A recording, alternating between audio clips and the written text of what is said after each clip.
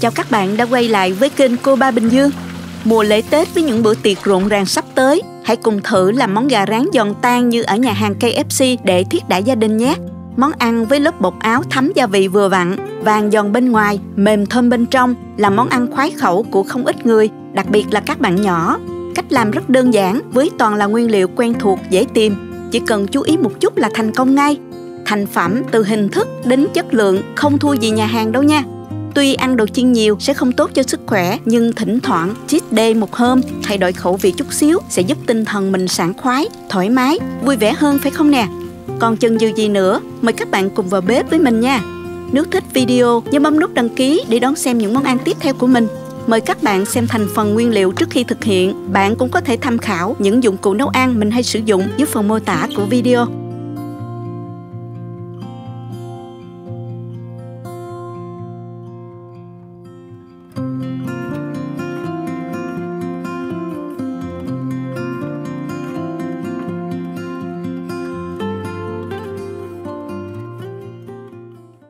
Với món gà này các bạn chọn đùi hoặc cánh, phi lê đùi đều ngon nha.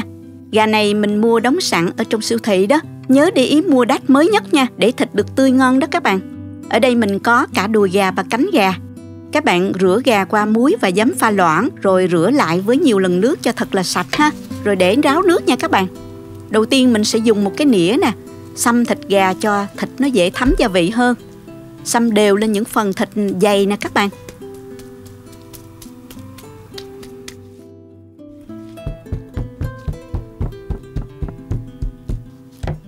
Sau đó thì mình cho qua thố để ướp luôn. Với 1,5 kg thịt gà thì mình sẽ cho vào đây 2 muỗng cà phê bột tỏi, 2 muỗng cà phê bột hành,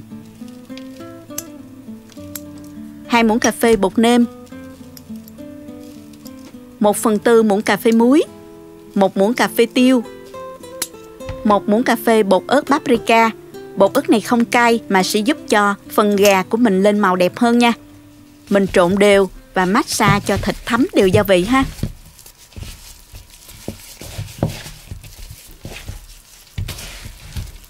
Cuối cùng thì mình cho thêm 2 muỗng canh sữa tươi và dùng tay xoa đều để thịt gà thấm đều gia vị.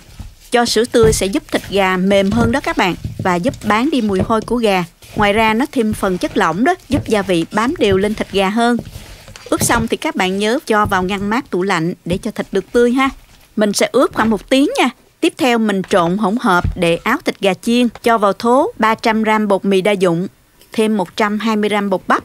Tiếp theo thì mình cho 3 muỗng cà phê bột tỏi, 4 muỗng cà phê bột nêm và mình cho thêm 1/4 muỗng cà phê muối, 3 muỗng cà phê bột ớt paprika, 2 muỗng cà phê mù tạt vàng, bạn nào không có mù tạt vàng thì mình bỏ qua ha, và 2 muỗng cà phê bột nở.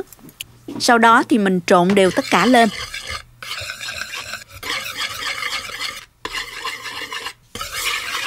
Và chia 1/3 số bột sang một cái tô nhỏ khác. 2/3 còn lại thì mình để trong thố lớn nha. 1/3 số bột này thì mình trộn làm bột ướt. Cho thêm một cái trứng vào. Và 100ml sữa.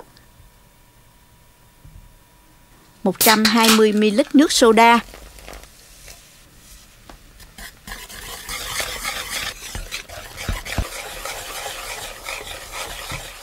Phần chuẩn bị nguyên liệu đã xong, thịt gà giờ cũng đã thấm rồi đó, mình đem đi chiên thôi. Mình cho dầu vào một cái nồi sâu lòng nha, chiên cho ngập trong dầu nha các bạn. Đợi cho dầu nóng nè. Các bạn có thể dùng đũa thử, như vậy là được rồi. Sau đó các bạn giảm lửa xuống dưới mức trung bình ha. Rồi mình bắt đầu áo bột gà nha. Nhúng gà qua bột ướt.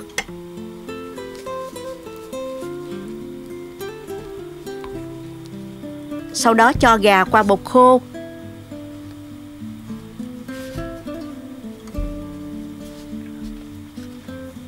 Và mình cho ngay vào trong dầu nóng để chiên nè. Lưu ý là mình chiên ở lửa nhỏ dưới trung bình, chiên từ từ để thịt gà chín sâu bên trong. Và sau đó khi gà gần vàng lên màu thì mình tăng lửa lên một chút để gà được giòn đều bên ngoài và nhả bớt dầu nha các bạn. Mỗi cánh gà như vậy thì mình chiên khoảng 10 phút. Còn với đùi gà lớn hơn thì mình chiên khoảng 15 phút. Nếu các bạn ăn ngay thì mình chiên một lần, nhưng nếu cần phục vụ cho các bữa tiệc đó, chưa cần dùng ngay thì mình sẽ chiên chín gà lần thứ nhất. Sau đó khi nào ăn thì mình chiên lại lần thứ hai để gà lên màu vàng đẹp và giòn lâu hơn nha. Các bạn nhớ lưu ý là mình đừng chiên gà ở mức lửa quá lớn, khiến gà nhanh vàng bên ngoài mà bên trong chưa chín nha.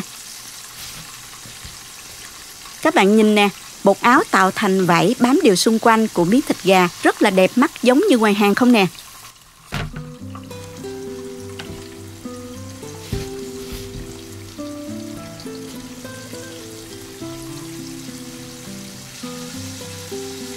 Sau khi chiên xong, mình để gà ra giấy thấm dầu để thấm bớt cái phần dầu thừa nha.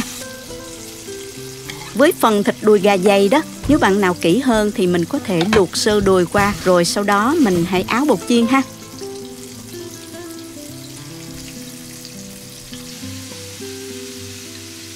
Gà chiên ngập trong dầu nhìn hấp dẫn, đói bụng quá các bạn ơi.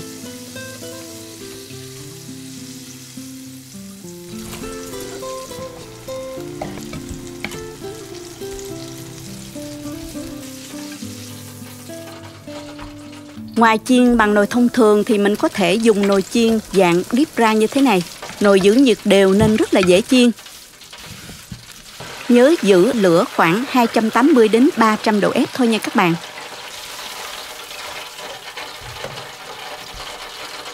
Mình chiên lần lượt cho đến hết luôn nè.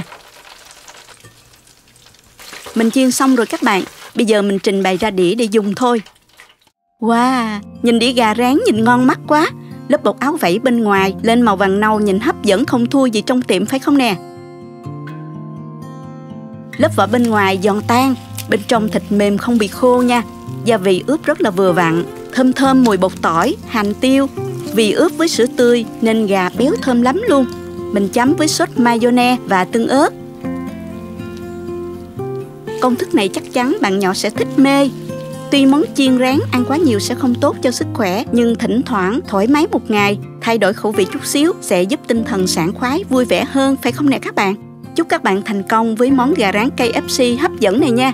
Nếu thích cách mình làm, nhớ chia sẻ cho bạn bè cùng xem, đăng ký kênh và nhấn vào biểu tượng cái chuông để xem nhiều video nấu ăn mới của mình. Các bạn cũng có thể truy cập website cobabinhdương.com để xem các công thức nấu ăn dưới dạng bài viết. Cảm ơn các bạn đã xem hết video. Hẹn gặp lại các bạn trong video lần sau nha.